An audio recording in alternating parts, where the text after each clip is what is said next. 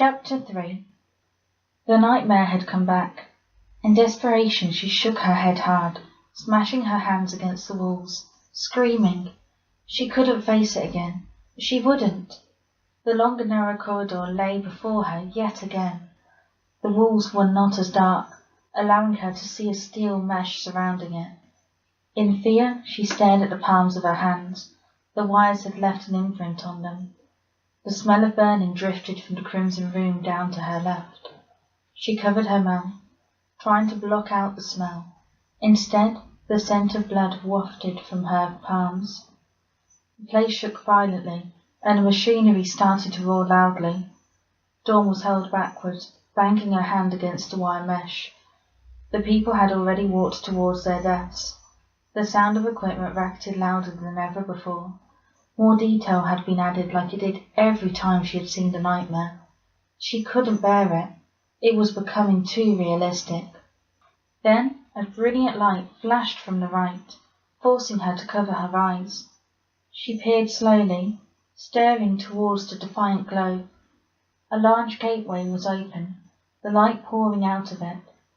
It was an escape. In fear of the nightmare, she ran towards the new path, away from the clashing blades and the scream that ensued afterwards. She sprinted down the corridor as fast as she could. She wasn't going to let the nightmare win. "Don't go through there," Dawn heard a voice call out, her own voice. Dawn peeked over her shoulder. Stood there was her clone. Dawn bit down on her lip hard, now close to crying. She wasn't going to face it again. The light continued to shine brightly, the border surrounded in a washed-out pink. A gentle breeze came from it, enticing her. Dawn took a step towards it. "Please believe me, don't go in there," the girl cried out. Why couldn't she get away from the scene that occurred over and over? The crimson fingers slipped from the walls and made a beeline not for the girl, but for the exit. It planned to seal it, to stop her from leaving. In desperation, she threw herself into the light to escape. The skies were blue and dotted with smooth white clouds. She was in a large city, where skyscrapers were almost as high as the clouds. The sun was shining bright, and groups of people were walking by. The skies filled with snowflakes, drifting downwards but not settling. Dawn peered behind her to look back at the corridor. The gateway had disappeared. Staring down at her hand, she realized she was holding a burger. Hesitantly, she took a bite from it.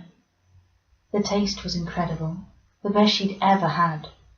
The gentle snow, the smiling people, the amazing food. She felt so happy, she never wanted to wake up.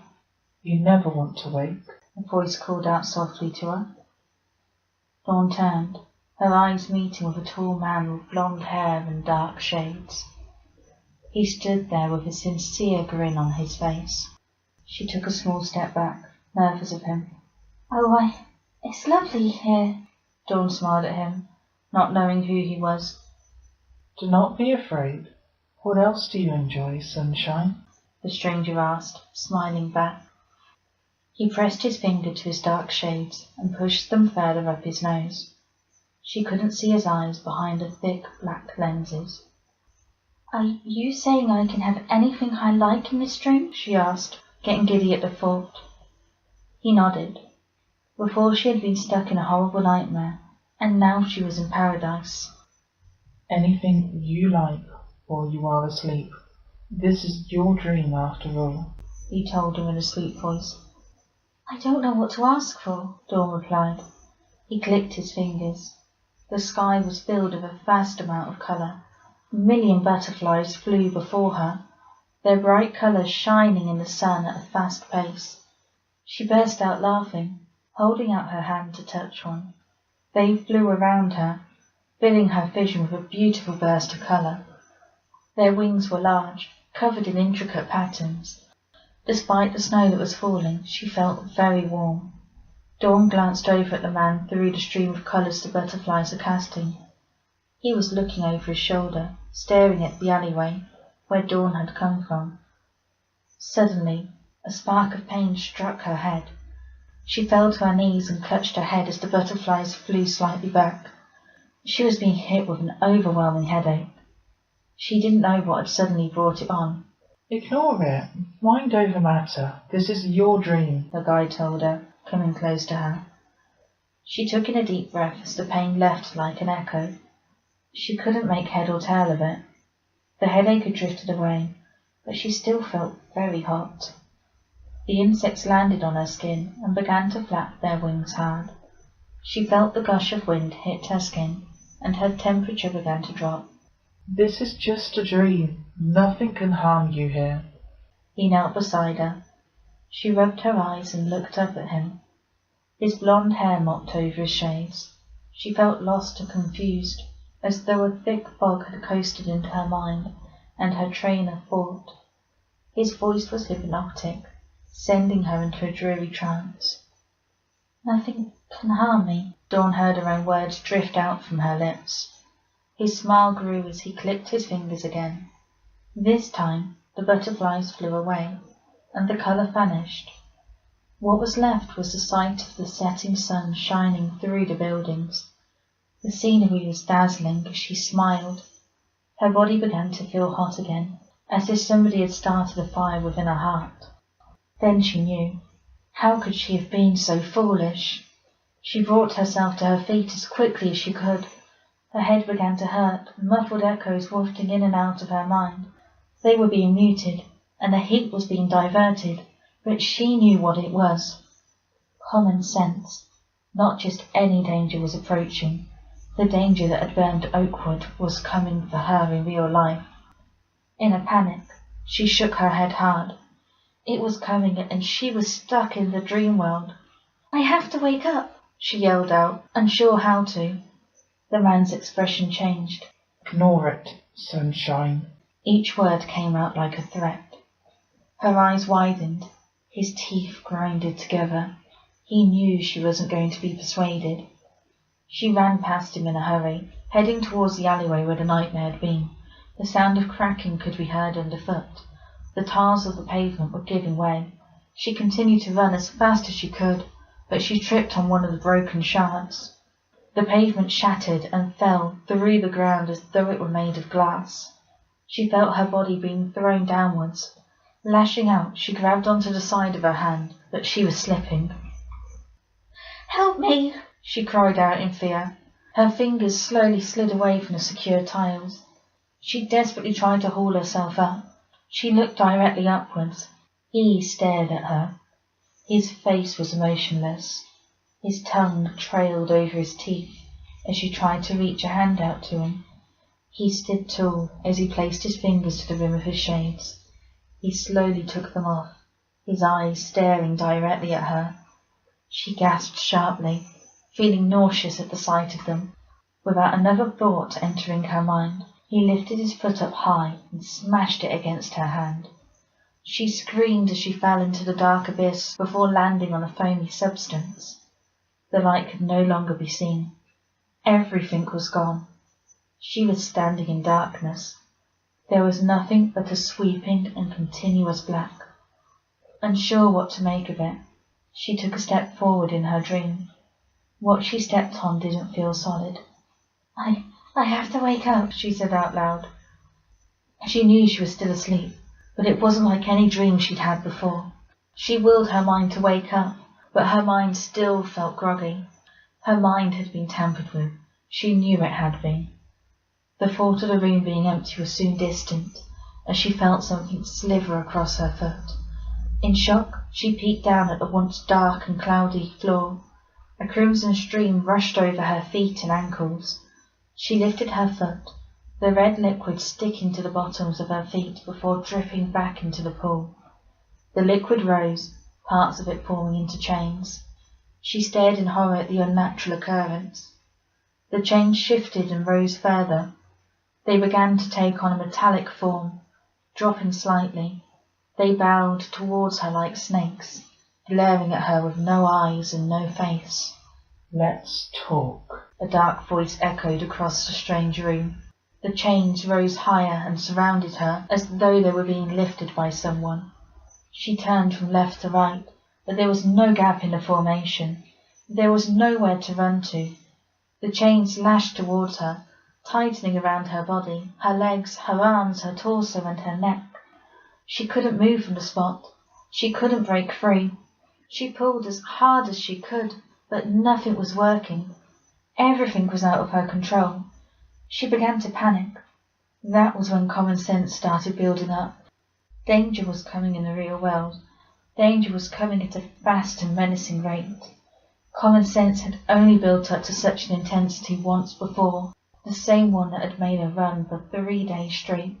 She had to wake up. There is no need to wait. I'll be there soon. The voice called out to her, sending chills up and down her entire body. Leave me alone, she cried out, trying her hardest to pull against the chains that continued to tighten around her like a serpent. It was crushing her as she gasped out, tossing and turning. She wanted to wake up, now. She struggled harder, but the crushing sensation persisted. Eventually, she could no longer struggle, exhausted from her efforts. Don't cry, little sunshine. I'm coming to collect you.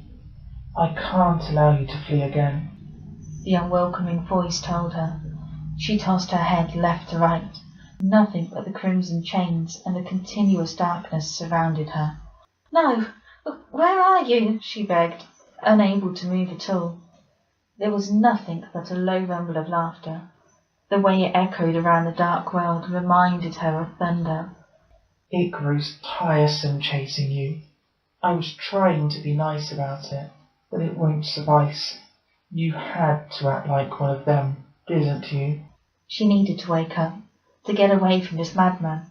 Common sense had suddenly jerked. Danger was getting far too close. He was getting far too close. The girl was screaming in her mind already. The machinery went loud and fast and brutal. Why? She asked in a trembling voice. Why me? She felt her cheek prickle a little. She felt the chains loosen slightly. She waited for an answer from the danger. Another sensation hit her, stronger than the last time. The chains rattled, entangling around her a little. The chains were becoming thicker and larger as they tried to tighten around her again. A sharp pain erupted from her right cheek. Another harsh sting, and she heard her own voice yelp from the outside.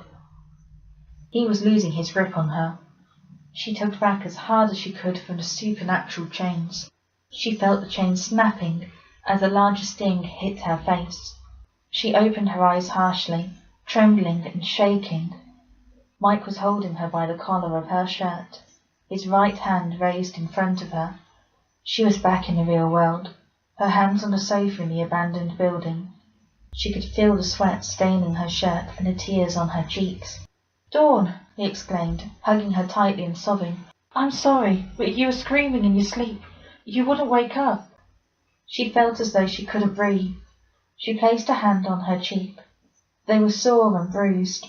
In desperation, Mike had been striking her cheeks to bring her back. It had worked, and never had she been so relieved.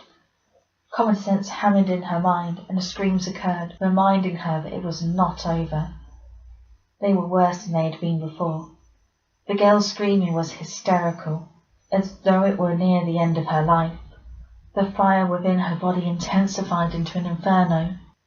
I have to leave, she yelled out. Common sense was suddenly very strong. The danger, the crimson, was very close, much closer than he had been last time. She tore herself from Mike's arms before he could say a word and ran for the door. She dashed across the squeaking floorboards and through the hallway. She heard Mike's footsteps following her at the same speed. In her state of shock, she collided into Ricky, knocking him to the floor. She didn't apologize as she threw herself to the door. Stop! Mike grabbed her by her jacket and pulled her back. The door swung open. The winter morning greeted her. She frantically tried to fight him off, and panic was overwhelming her. Danger was extremely close. Every second counted. The crimson was going to get her. It was inevitable. I can't, she cried out. The screaming was rattling in her mind. The streets were no longer humane as they bounced against her conscience. Mike clung to the young girl that was panicking, taking in a deep breath. In those few seconds, he made a decision that would change his life completely. "Go right, and keep going straight. There's a train station. Wait for me there," he told her. Mike didn't understand what was worrying her, but he did have a plan for her. They could hop onto any train and clear tens of miles away from whatever it was, perhaps even hundreds. He didn't truly understand what was going on, but he wasn't going to question her. She had so far been right about her instincts. "You don't understand," Dawn wept in fear. "Trust me. Wait for me there," Mike insisted. She pulled herself free as she bolted down the road without giving him an answer. "Keep going. Get to the station," he called out to her. He watched her run to the right. She was taking his advice. He turned back into the squat and entered the lounge. Mike felt something being thrust into his hand. In confusion, he looked up to see Ricky glancing at him. His expression was anxious. "I can't stop you from believing her shit," Ricky told him, taking his hand and pulling Mike up from the stoop. "Just come back safe. Promise?" Mike gave an awkward smile, nodding as he turned and grabbed Dawn's bag from the sofa. He ran up the stairs and staggered into his own room, grabbing a rucksack from the side. He took her small bag and rummaged through his own, hauling into it notes and coins. He took a moment to stare at what Ricky had given him. A wad of notes was scrunched into his left hand. He put those into the bag too, making a note to himself to repay his best friend later. The front door was slammed from downstairs. "Hey, who the fuck do you think you are? Barging into someone's home. Scram!" Ricky's voice boomed from the stairs. Mike gazed over at the door that was ajar. He took a few hesitant steps forward and looked out of the gap. Ricky was halfway up the stairs, his back to Mike, his arms out wide, staring downwards. In front of him was a tall figure, his head low. Mike couldn't fully see the stranger's face besides the blonde hair and sneer. Slowly, the intruder tilted his head upwards. His eyes stared directly at Ricky. The intruder's eyes were crimson in colour, not bloodshot or ill. Those eyes were naturally coloured, dark red and white pupils. It was obvious this stranger was not blind, as the white pupils flickered slightly, always staring at Ricky. "Where is the girl?" the man asked calmly. Mike's eyes widened, feeling a chill run down his spine. Ricky pulled his switchblade from his pocket, pointing it in the stranger's direction. "You had better fuck off right now. I'll do you in, you hear?" Ricky stood his ground. The man simply grinned at the boy blocking his path. Ricky pointed a blade towards the trespasser's throat, refusing to let him further up the stairs. The sinister man never made a sound as his smile widened. Ricky's grip tightened as he lunged forward. What came next was too fast to see. There had been no movement from the stranger, yet he was past Ricky's left-hand side. His eyes seemed to shine in delight as a horrified groan filled the silence. Ricky tilted backwards. His eyes rolled back, and he fell. His body slumped awkwardly on the stairs. His neck had a clean, fresh, deep slit across of it, from left to right. The crimson eyes stared directly at Mike. Mike kicked the bedroom door shut. He grabbed the chest of drawers and toppled it in the way, hoping it would barricade him from the killer. He pulled Dawn's bag over his neck and grabbed the boards that were nailed over the window. The murderer's footsteps were making their way up the stairs. Mike kicked the boards and desperately tried to smash them off the glassless window. He grabbed a second board and pulled it hard, but it wouldn't budge. He turned back to face the door. He crept forward, wondering if he could barge past the killer and get out of there. He leapt out of his skin when he heard the shattering of wood echoing behind him. He spun round and stared at the open pane. The boards had been torn off. The wood had shattered inwards. Somebody outside had ripped through the wood, as though it were paper. Engraved in the window-sill were deep claw marks. They were large enough to be a lion's, perhaps even larger. For a moment he trembled on the spot. Two monsters? A loud thud bounced behind him, feeling the floor beneath him tremble slightly. He darted towards the opening and peered down, staring at the unattended garden. The trees covered the jagged pathway in dark shadows, unable to see what was beneath him. This was high, very high. He heard a door smash open behind him, and the chest of drawers clattered to the other side of the room. It didn't matter how high it was. He threw himself out the window, landing awkwardly and smashing his arm against something hard in the garden. He cried at the pain. He knew he couldn't stop though, as he hobbled to his feet, gasping hard. He forced himself to run, tears were welling as his side cried out in pain. He kept glancing behind him, certain that the killer would come chasing after him at any moment. He couldn't see anyone though. He forced himself to the train station, his eyes darting from left to right in panic. He stared up at the train times. One was leaving in 3 minutes. Underneath that sign, curled up in a corner, was Dawn, trembling violently. She had waited for him. Her face was horribly white. For a moment, he hesitated. She looked up at him with unease. That intruder had come after her, had specifically asked for the girl. Dawn, we have to go, he told her, as he grabbed her arm. She couldn't hear him. The screaming in her head had become too much.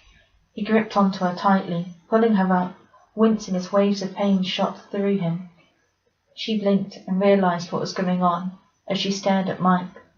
They stood before the ticket machine as she fed the notes into it. "Where's Ricky?" she asked shakily. Mike closed his eyes for a moment, remembering Ricky's lifeless body. He had been his closest friend. Now he was dead. He swallowed back tears. He couldn't show weakness in front of Dawn. He forced a smile, grabbing the 2 single tickets. He shoved them into the other machine and darted towards the train. He saw the doors beginning to close. He hurled them both towards, slipping into the carriage before the doors closed. A few seconds later, they both felt the wheels turning and the train moving.